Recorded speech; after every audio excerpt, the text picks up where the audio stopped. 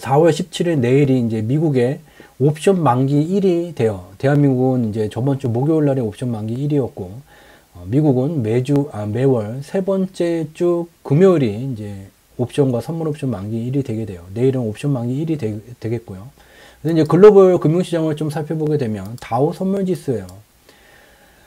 4월 14일에는 미국 경제가 국내 언론을 보게 되면 미국 경제가 어쩌면 코로나19 감염 정점을 지났을지도 모른다 라는 말로 2.4% 급등이 나왔는데, 그 다음날 어저께는 실질적으로 경제지표 실적이 너무 안 좋네, 1.9% 급락이 나와요. 급등했다 급락했다. 그럼에도 불구하고 3월 20일 미국의 선물 옵션 만기 이후에 이 과도했었던 급락이 되돌림 과정을 넘어서까지 지금 상승이 진행되고 있는 중이에요. 이게 왜 과도한 급락이었습니까? 간단해요. 2월 중에는 실질적으로 코로나19가 중국 내에서 감염이 확산되게 되면서 중국 공장에 멈춰서고 대기오염이 사라지고, 중국 공장이 멈춰서서 중국의 산업생산 지표 1월, 2월 아까 마이너스 나온 것을 봤어요. 실물 경제가 안 좋아지게 되면 실물 경제의 방향성이 수렴하는 것은 주가 지표예요. 그렇기 때문에 이와 같은 급락이 합리적이에요. 근데 3월에 이와 같은 급락이 진행될 때 코로나19가 중국을 넘어서 글로벌 확산되고 있다. 근데 글로벌 경제가 멈춰서는 것은 4월서부터 멈춰서고 있는 중이에요. 이 기간 동안에는 멈춰섰던 중국의 공장도 다시 가동이 되고 멈춰선 국가가 없어요. 못 믿겠습니다. 아까 자료를 봤어요. 3월 중에 2월, 3월 말까지 미국은 코로나19의 감염이 현재와 같이 격한 상태가 아니었기 때문에 실물 경제가 가동 중이었어요. 특히 2월과 3월 말 전까지는 미국 공장이 가동 중이었었고, 가동을 멈췄었던 중국 공장도 3월서부터 가동이 되는 중이었어요. 그럼에도 불구하고 2월 수준을 넘어서는 급락이 진행이 됐고, 이와 같은 이제 분석은 지금 유튜브 자료의 편집본으로 올려져 있는 영상 중에 글로벌 금융시장 운영 메커니즘이라는 그 영상이 올라져 있어요. 그것을 통해서 제가 이제 3월 13일 날 아리랑 TV 뉴스에 이제 출연을 했을 때 설명을 했던 자료예요. 그래서 그 내용을 좀 참고를 하게 되면 지금 말로서만 설명드리는 것보다 직접 눈으로 확인할 수 있는 자료들이 굉장히 많아요. 그 영상을 좀 봐주시면 좋겠고요. 그래서 현재는 이와 같은 이제 반등이 진행되고 있는 중이에요. 근데 알 수 있는 것은 이 3월 급락의 절반 수준이 넘어선 상황이에요. 얘가 지금 어디까지 반등이 이렇게까지 될 리는 없겠죠. 그래서 어디까지 이제 반등이 진행되게 될까? 이제 반을 넘어섰기 때문에 이러한 기간에 만약에 투자를 했다면 현재는 신규 진입하는 게 아니라 이러한 기간에 들어가서 수익권에 있는 분들이 올라갈수록 수익을 챙겨야 되는 그런 상황이지 신규 진입하는 상황이 아니에요. 그래서 어디까지 이제 올라가게 될까? 앞서 이제 원유 업종까지 포함한 경기 민감 업종 지수도 보게 되면 2월서부터 진행된 이와 같은 하락에 절반 수준을 넘어서는 반등이 진행되고 있는 중이에요. 여기도 이상하죠. 실물 경제가 4월서부터 세계 경제의 표준 미국의 경제가 멈춰섰는데 경기 민감 업종 지수가 지금 2월서부터 급락의 절반 이상을 회복하고 있다? 미국의 경제가 멈춰섰는데 여기를 넘어서까지 상승된다? 이것은 분석을 하지 않더라도 말이 되지 않는다는 것을 알 수 있게 돼요. 좀 더 이제 내용을 살펴보게 되면 글로벌 금융시장이 급락을 하고 경기 민감 업종 지수가 급락을 했을 때 반대로 급등을 한 상품 중에 하나가 채권 가격 지수예요. 채권 가격은 안전자산에 이제 들어가게 돼요. 채권은 크게 이제 두 가지로 구분이 돼요. 국가에서 발행하는 국채, 민간기업에서 발행하는 회사채. 국가에서 채권을 발행하게 되면 국가라는 것은 지구상에서 전쟁을 통해서만 사라지지 지금과 같이 전쟁이 사라진 경제의 논리로는 지구상에서 그 국가의 지도가 사라지지를 않아요. 국가가 사라지지 않으면 국채는 계속해서 유지가 되게 돼요. 그렇기 때문에 안전자산이에요. 회사채도 다 같은 이제 안전자산이 아니라 우량주, 신용평가를 받아서 우량 등급에 있는 회사채가 높은 가격에 거래가 되게 되고, 얘도 지금 이제 대한민국의 동학개미들이 삼성전자가 안 망할 건데 주가가 저렇게 빠졌냐? 그럼 그거 사야 되겠다처럼 우량 기업들은 경기 위기 속에서도 대부분 많이 살아남아요. 그렇기 때문에 얘도 이제 안전자산의 개념이 들어가게 돼요. 그렇기 때문에 주식시장이 급락하거나 경기민감 업종이 크게 하락하는 기간에 채권에 대한 수요가 단기적으로 증가가 되게 되고, 그에 따라서 수요는 이제 실물 수요, 투기 수요로 구분이 되게 되지만 합쳐서 수요가 증가가 되게 되고, 이에 따라서 채권 가격은 2월과 3월 급락 기간에 오히려 급등이 진행이 됐어요. 근데 여기도 이상한 현상이 있어요.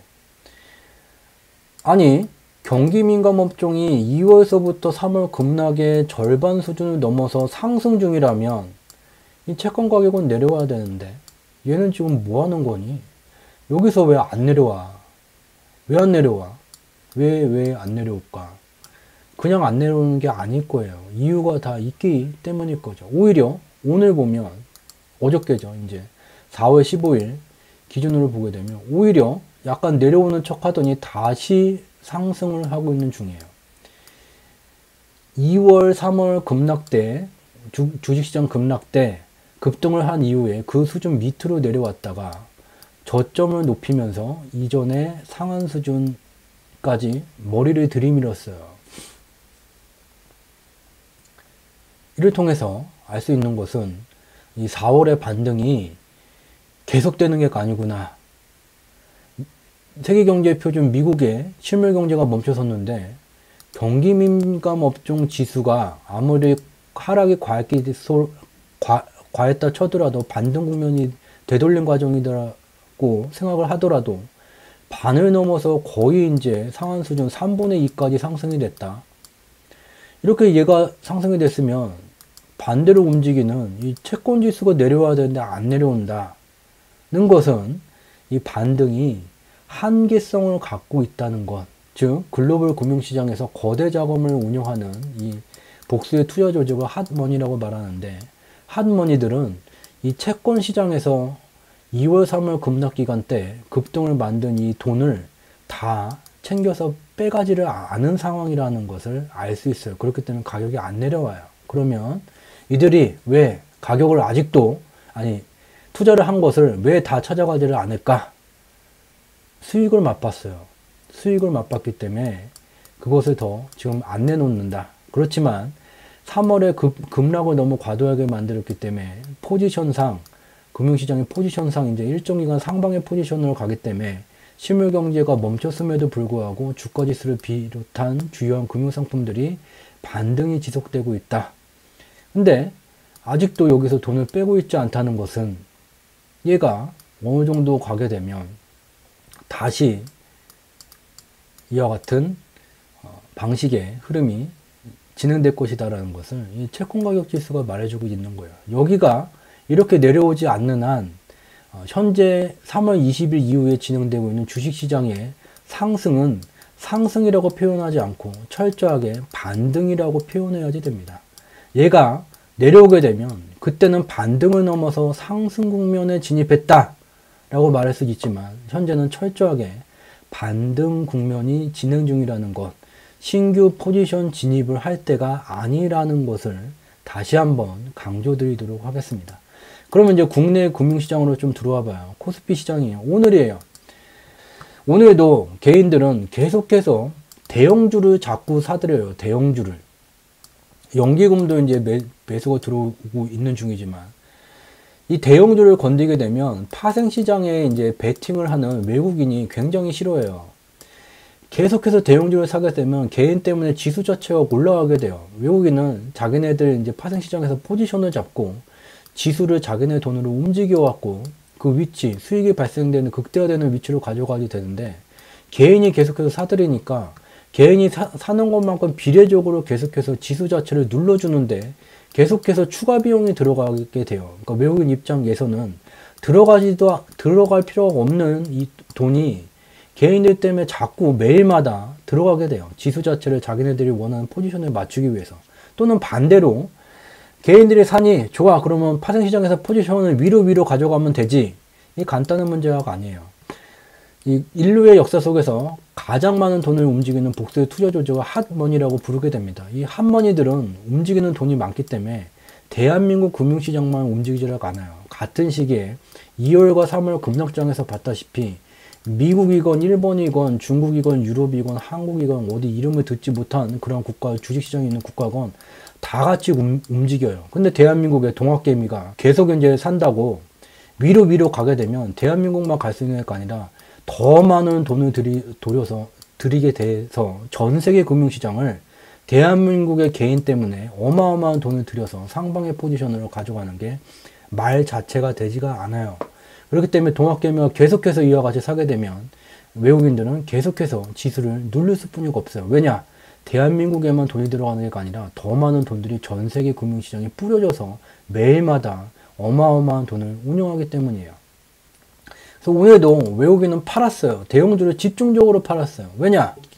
외국인들이 왜 자꾸 대형주를 누르고만 있을까? 오늘 장마감 기준으로 연결선물 기준으로 보게 되면 247.2에 마감이 됐어요.